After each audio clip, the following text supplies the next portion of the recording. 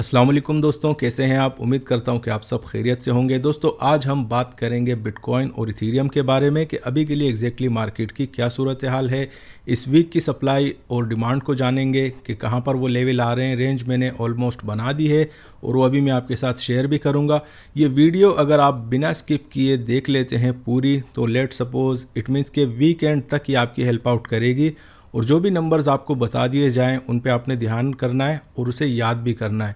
और जब भी आपको उन लेवल्स के आसपास भी अगर मार्केट मिले तो आप उसमें अच्छी खासी पोजीशनिंग भी कर सकते हैं। अब कल ही के दिन मैंने आपसे कहा था कि इक्विटी मार्केट अपनी अच्छी खासी डिमांड जोन पर है, तकरीबन 40 के आसपास की क्लोजिंग थी। अगर आप SPX 500 की देखें, अभी भी उसने 75 और 80 का लेवल टच कर दिया है। तो कल रात को जब मार्केट नहीं खुली थी उस टाइम मैंने आपसे ये बात कहा था कि मार्केट अपनी अच्छी खासी डिमांड जोन पर है और इसी तरह का अगर मोमेंटम रहा तो अभी हम देखेंगे आगे जाकर के BTC और उसमें डिमांड जोन जो इस वीक की बनी है वो भी आपके साथ शेयर करूंगा। पर मैं आपसे कहना ये चाहता हूं कि अगर मैं आपको इक्विटी मार्केट के लेवल बता दूं तो उसी को लेकर भी आप अपना BTC और इथेरियम में अच्छा खासा ट्रेड कर सकते हैं। काफ़ी सारे दोस्तों को मैं नोटिस करता हूं वो बहुत ज़्यादा पैनिक हो जाते हैं मार्केट में कोई भी न्यूज़ देखकर। तो दोस्तों आपसे यही गुजारिश है कि न्यूज़ की तरफ ज़रा कम ध्यान रखा करें। ये जो वेबसाइटें हैं आजकल अगर हम देखते हैं क्रिप्टो मार्केट को लेकर तो हज़ारों की तादाद में वेबसाइटें हैं और 80% अगर आप इसमें देखते हैं तो सब इट मीन्स के रूमर बेस्ड आपकी न्यूज़ होती हैं, कोई रियलिटी नहीं होती उनमें। तो मेरे जो व्यूवर्स हैं मैं उन्हें यही कहूँगा कि एक्स्ट्रा न्यूज़ आप उसको इग्नोर किया करें। मार्केट की स्टैटिस्टिक की तरफ अगर ज़्यादा ध्यान दें, जो नंबर्स होते हैं, जो फिगर्स होते हैं, वो अगर आपको मालूम हो तो वो मार्केट में आपके ट्रेडिंग स्ट्रेटजी भी पे अप्लाई कर सकते हैं आप उसको। और इट मीन्स के ओवरऑल एक सीखने में भी आपको काफ़ी हद तक आसानी हो जाती है। ठीक है, तो मैंने सोचा कि पैनिक वाली जो हमारे पास बहुत सारी न्यूज़ ग्रुप में भी चल रही होती हैं और आगे पीछे, इसे कोशिश किया करें कि आप लोग इग्नोर किया करें। मार्केट हमेशा अपने नंबर्स को और फिगर्स को लेकर ही मूव होती है। आप ख़ुद भी देख सकते हैं जो लेवल्स मैं आपको बता देता हूँ वो कितना हाईली इम्पैक्टफुल होते हैं आपकी मार्केट पर। तो ये सारी चीज़ें देखेंगे दोस्तों। और अभी के लिए मार्केट में जो डेटा आया है वो भी देखेंगे कि अभी के लिए इंस्टीट्यूशंस का टिल्ट कहाँ पर है, आया वो लोग बाइंग पर बैठे हुए हैं या शॉर्ट सेलिंग पर। ये सारी चीज़ें डिस्कस करेंगे दोस्तों। अभी हम बढ़ते हैं हल्का फुल्का न्यूज़ की साइड पर, मार्केट का फैक्टर भी देखेंगे कि एग्जैक्टली फैक्टर एंड पर क्या चल रहा है। तो बढ़ते हैं दोस्तों अभी न्यूज़ की तरफ। दोस्तों स्टार्ट हम करेंगे मार्केट के डेटा से और देखेंगे कि अभी के लिए इंस्टीट्यूशंस और आपके जो मार्जिन ट्रेडर्स हैं उनके बीच में जो अभी के लिए किसके पास कॉन्ट्रैक्ट साइजेस ज़्यादा हैं।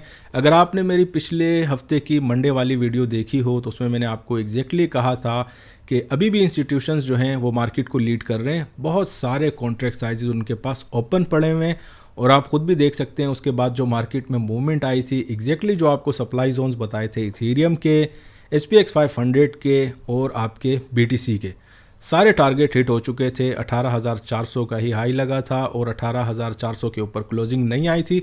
इसीलिए आपकी मार्केट अपनी डिमांड जोन 1 और सेकंड को टेस्ट करने आ गई है। ठीक है, तो ये सारी चीज़ें और इसीलिए होती हैं दोस्तों और इसीलिए मैं आपसे कहता हूं कि स्टैटिस्टिक पर ज़्यादा ध्यान दिया करें। अब बहुत से दोस्त होते हैं वो पूछते हैं यार कि ये डेटा आपके पास कहाँ से आता है भाई। तो मैं आपको बता दूं काफ़ी टाइम से हम लोग मार्केट में हैं एक्सचेंजेस के साथ और इट मीन्स के हमें ये डेटा फ्री में ही मिल जाता है। ठीक है, अगर आप इसको ख़रीदना चाहते हैं तकरीबन $4,500 की इसकी मंथली सब्सक्रिप्शन होती है। इंडिविजुअल्स के लिए काफ़ी मुश्किल हो जाता है और उसको समझना भी बड़ा मुश्किल होता है। ठीक है, तो कोशिश किया करें जो डेटा आपको बता दिया जाए उसी पर रिलाई किया करें। और अभी के लिए दोस्तों हम बढ़ते हैं इंस्टीट्यूशंस के एंड पर। तो अभी बहुत सारा प्रॉफिट मार्केट में बुक हो चुका है। लास्ट टाइम अगर मुझे याद हो पिछली से पिछली वीडियो में मैंने आपसे कहा था, कैंडल को देखकर ही मैंने आपसे कह दिया था कि 18,000 के आसपास BTC में अच्छा खासा प्रॉफिट बुक हो चुका है और इक्विटी मार्केट का भी हो चुका था। ठीक है, अभी हमारे पास दोस्तों इंस्टीट्यूशंस के एंड पर 1,94,000 कॉन्ट्रैक्ट जो हैं ये आपके पड़े हुए हैं। कॉमेक्स नाइमेक्स का डेटा ही है और आप ऐसा समझें कि 90,000 के आसपास शॉर्ट सेलिंग पर हैं। तो कुल मिलाकर अगर लगाते हैं तो आप ऐसा समझें कि 1 लाख के आसपास अभी भी आपके इंस्टीट्यूशंस बाइंग पर ही बैठे हुए हैं जब बात आती है SPX 500 की। ठीक है, और सेम ही डेटा अभी के लिए आपके मार्जिन ट्रेडर्स का भी है। तो अगर अभी मैं आपको क्यों ये बातें बता रहा हूँ कि क्रिसमस का सीज़न चल रहा है, मार्केट में वॉल्यूम बड़ा कम है। ठीक है, तो किसी ने भी अपना टिल्ट नहीं बढ़ाया है। आप ऐसा समझे कि मार्केट में स्टेबिलिटी रहेगी ये वीक और इससे आगे वाला भी तकरीबन 25-30 तारीख तक मार्केट काफ़ी हद तक स्टेबल रहेंगी। और अगर इस डेटा को हम देखते हैं तो आप ऐसा समझें कि 50-50% का डेटा है ऑन बोथ साइड। और जब बात आती है BTC में और इथेरियम की, तो उसे अगर हम टोटल करके मैं आपको कंपैरिजन बताऊं तो आप ऐसा समझें कि 70% जो आपके लेवरेज ट्रेडर्स हैं और इंस्टीट्यूशंस के एंड पर भी उनका टिल्ट अभी बाइंग की तरफ जा रहा है, क्योंकि आपकी मार्केट अच्छी खासी डिमांड जोन्स पर आ चुकी है। कल रात में भी मैंने आपसे कहा था कि मार्केट अपनी डिमांड जोन्स पर हैं अभी के लिए।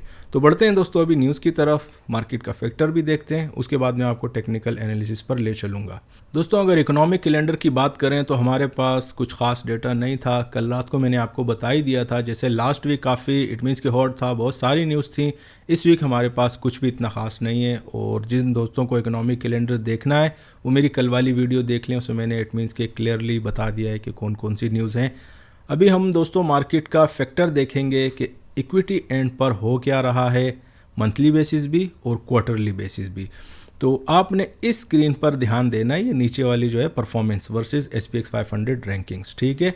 ये हमारे पास फैक्टर डेटा है और इसमें हम देखेंगे दोस्तों कि लार्ज कैप और मिड कैप और स्मॉल कैप में जो जितने भी आपकी कंपनियां लिस्टेड हैं SPX 500 में, उनमें अगर हम लार्ज कैप को देखते हैं तो मंथली बेसिस पर भी अभी ग्रोथ की साइड पर है ऑलमोस्ट 1.3% में, ठीक है।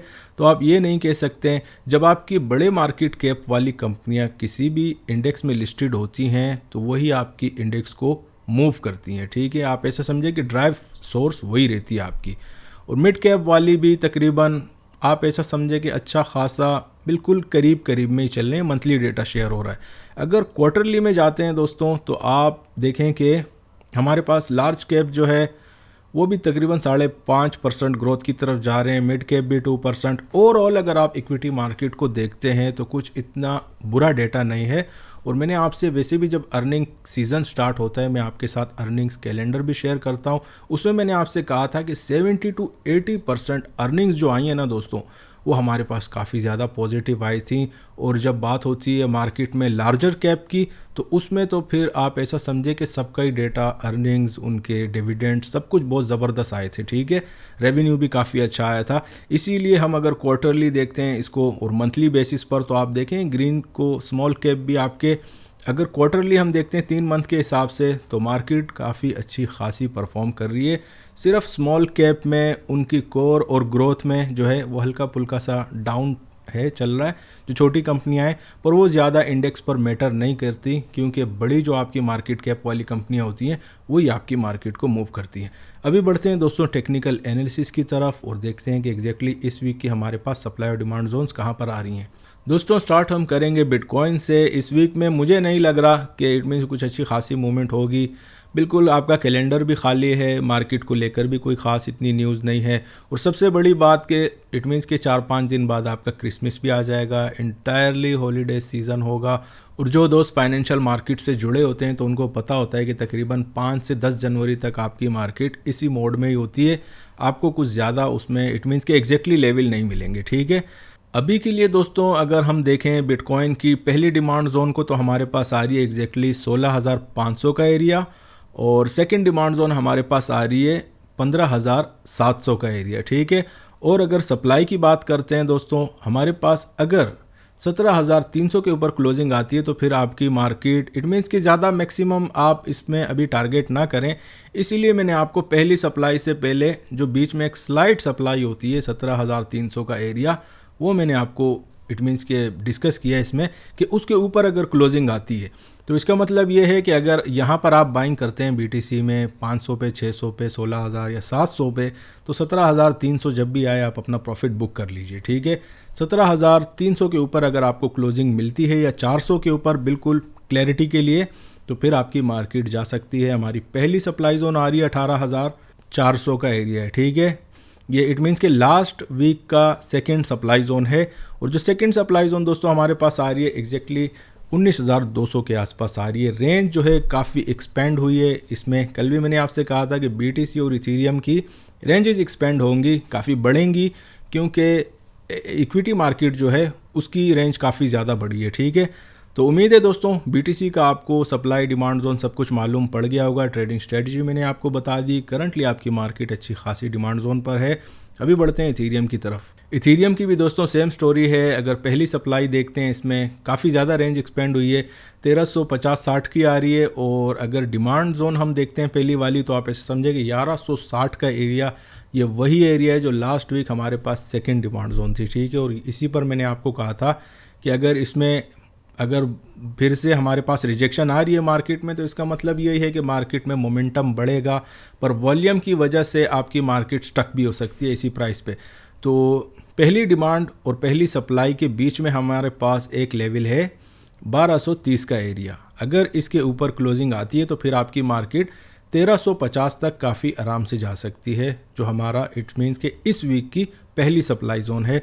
और डिमांड जोन हमारे पास मैंने आपको बता दिया 1150 का एरिया है।